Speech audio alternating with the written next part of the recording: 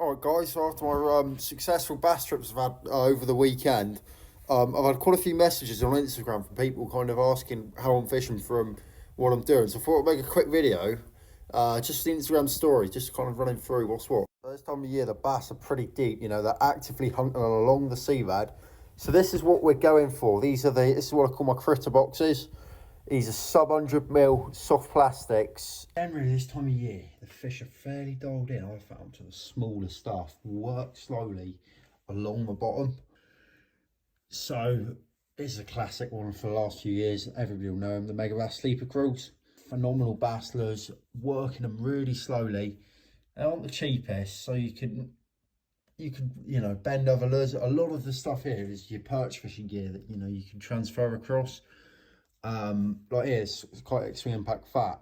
I love a black lure. I think they go really well. This is a 10.5 gram tungsten head on that.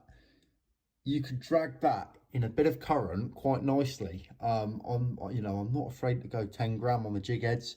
It's a Frio 10 gram, but it means I can really work that lure tight to the bottom, and you're gonna get the same action as you will out of a sleeper crawl and one of them for a quarter of the price.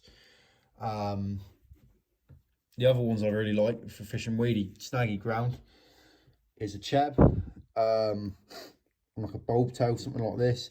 This is replicating your lug worm.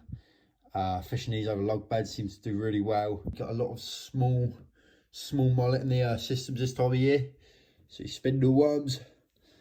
Again, if we're fishing around bladderwrack, you can fish them on a weedless head there. Again, I find tungsten brilliant for the bottom contact fishing.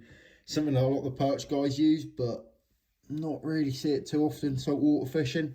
But I think it is a real game changer in the estuary. Notice how most of it's natural colours. I think if the water's clear, the bass are really homed in on like those natural feeds. Again, something like that, you're looking at your flounder, or cheb head. All part of the bass's diet, everything here.